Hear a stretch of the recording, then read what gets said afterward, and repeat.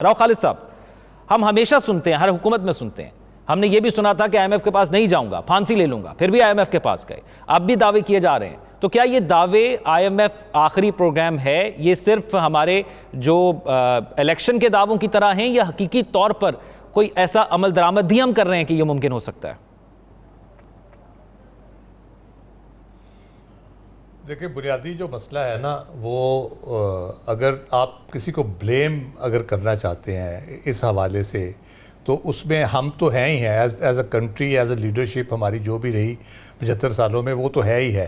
लेकिन सबसे बुनियादी जो कसूरवार मेरे ख्याल में, अगर आप हिस्टोरिकली देखें, तो इस यूनाइटेड स्टेट्स ऑफ अमेरिका, उसके इंटरेस्ट इस खित्ते में इस किस्म के थे कि वो यहाँ पे रूस का इन्वेजन हुआ, हम उसकी जंग लड़ने लग गए, उससे निकले, फिर 9/11 हुआ, फिर हम उसमें आ गए।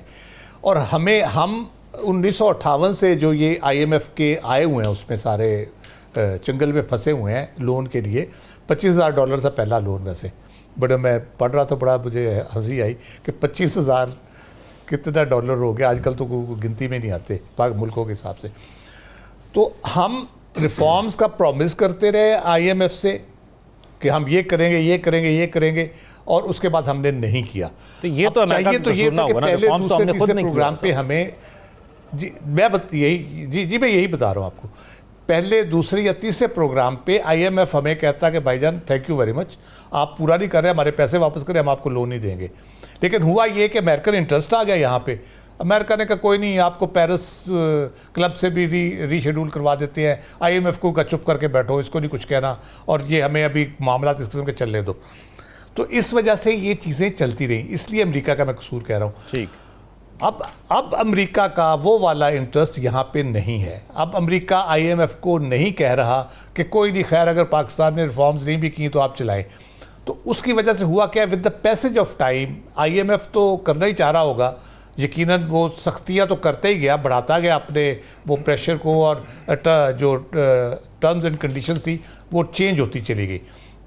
और अब 24वें प्रोग्राम में नौबत ये आ गई है आपकी, और इतनी शदीद कड़ी शराइत आ चुकी हैं आपकी, कि आपके यहाँ शहरी आज़ादियों का मसला हो, सियासी इस्तेहकाम की बात हो, अदलिया की आज़ादी हो, बैरूनी सरमायाकारी का मसला हो, अफरात ज़र का मसला हो, डॉलर की प्राइस का इशू हो, एनर्जी क्राइसिस हो, हर चीज़ में वो आपको कहता है ये इस तरह क्यों हो गया, ये इस तरह क्यों हो गया। जैसे वो एक सख्त गीत जो पेरेंट्स होते हैं ना, वो बच्चे को इधर क्यों बैठे हो, खड़े हो जाओ, खड़े क्यों, बैठ जाओ, बैठे क्यों, चल पड़ो, और ये कलम उठाओ, ये सोटी रख दो, इस तरह का वो अब हर डे टू डे बेसिस पे हमें करने लग गए हैं। अब ये मामला तो उस तरह से शुरू हो गया हमारे साथ। उसमें तमाम तर हुकूमती दावों के बावजूद कि हम बेहतरी की तरफ जा रहे हैं, हमारे मामला ठीक नहीं है।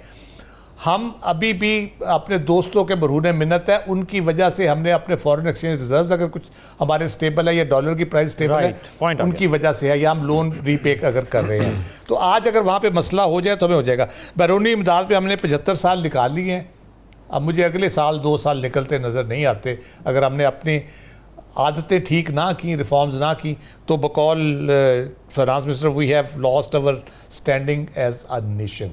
ये मैं नहीं कह रहा, ये वज़ीर ख़ज़ाना साहब कह रहे हैं।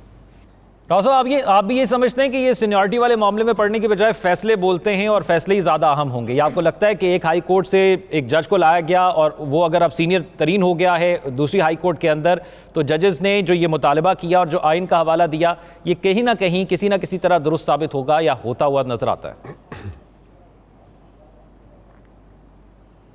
वो एक शेर याद आ गया मुझे फौरी तौर पे, दीवार क्या गिरी मेरे कच्चे मकान की, लोगों ने मेरे सहन से रास्ते बना लिए। तो ये होता है फिर जब आप किसी जगह पे कोई दरार क्रिएट कर देते हैं या रास्ता क्रिएट कर देते हैं, फिर उससे हर घुसपैठिया आता चला जाता है। तो ये बहुत सीरियस इशू है, it's not an ordinary issue. किसी चीज़ अगर आइन के मुताबिक ही सब कुछ चलना है, तो आइन में तो बहुत सी चीज़ें ऐसी हैं जिसके मुताबिक कुछ भी नहीं हुआ।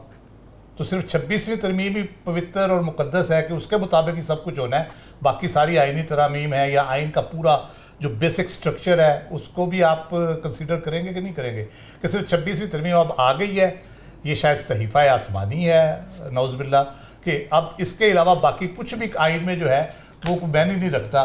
ट्राइकोटमी ऑफ पावर बहुत बेसिक स्ट्रक्चर अगर आइन का वो अगर आप उसको छेड़ देंगे तो आपने पूरे आइन को छेड़ दिया, उसमें जिस तरमीम से भी छेड़े, जिस शिक से भी है उसको छेड़े, तो आपने बुनियादी तौर पे पूरी इमारत की बुनियाद हिला के रख दी है। मैंने पहले भी कहा था जिसकी बुनियाद टेढ़ी हो जाए, इमारत की बुनियाद ही टेढ़ी है तो ऊपर से जितना मर्जी आप बिल्ड कर ले, आप चलते रहे ना करें कुछ। वैसे राव साहब एक सवाल है इसमें ज़िमनी साहब के, अभी नजमुल साकिब साहब ने बात की थी कि 26वीं आईनी तरमीम वापस होगी नहीं होगी, जब लगेगी उस पर समाअत होगी। आपको लगता है अगर पीटीआई की हुकूमत आती है जो इस वक्त सबसे ज़्यादा तनकीद कर रही है, वो इसको वापस कर देगी? एक चीज, अदलिया पीटीआई या किसी हुकूमत का मसला नहीं है, ये अदलिया का मसला है।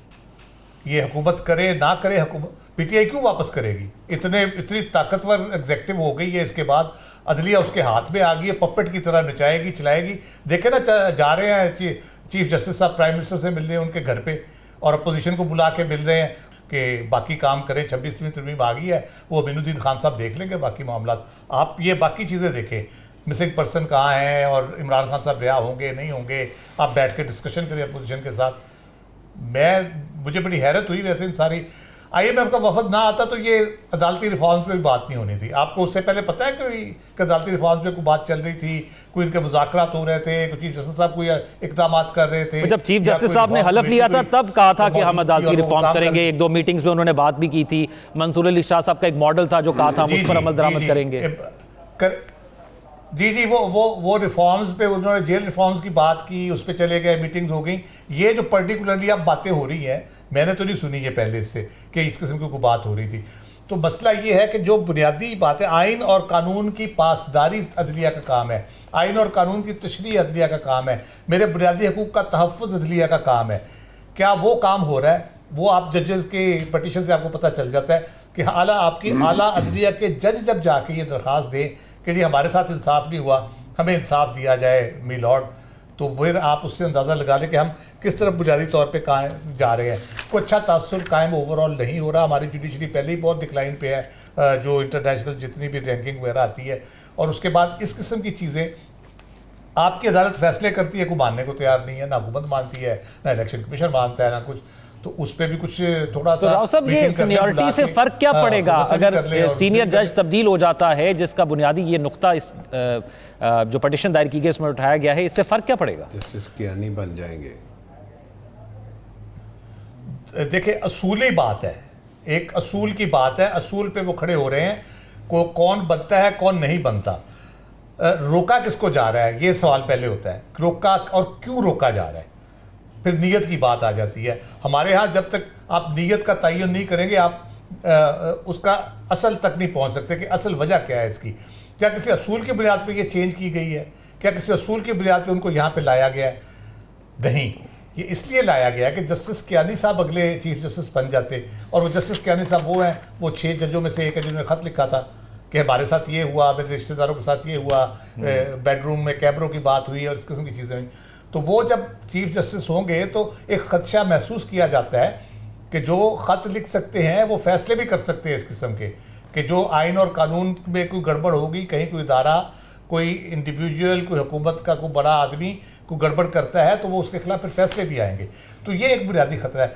इसलिए वो कहते हैं जैसी नीयत वैसी मुराद, तो वो मुराद तो हुकूमत को मिल गई है, लेकिन अगला जो आपने पीटीआई की बात की, पीटीआई अगर आ जाती है फिर इन्होंने चीखें मारनी है, जो सबसे उछल के आ रहे हैं ना कि आर्टिकल 200 के तहत ये बिल्कुल ठीक हुआ है और ये इसी तरह होता है और सीनियरिटी से कोई फर्क नहीं पड़ता और ये बस सीनियर हो गए हैं।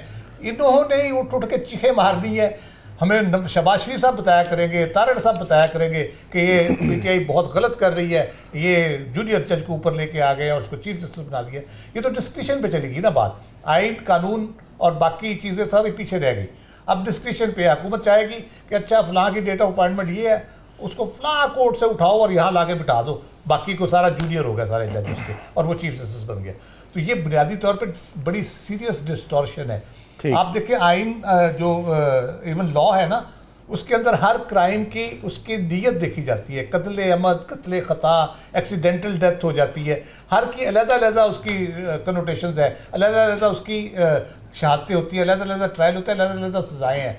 एक्सीडेंटल डेथ में समटाइम्स सजा बिल्कुल ही नहीं होती, कंप्रोमाइज़ हो जाता है और अमूमन वो चीज़ें ख़त्म हो जाती है। तो इसलिए हर चीज़ की जब तक उसके पीछे नीयत प्रॉपर सही नहीं होगी वो चीज़ सही नहीं हो सकती, क्योंकि वो किसी असूल की बुनियाद पर नहीं होगी बल्कि किसी कंप्रोमाइज़ या किसी पर्सनल वेस्टेड इंटरेस्ट के लिए होती है। ठीक है।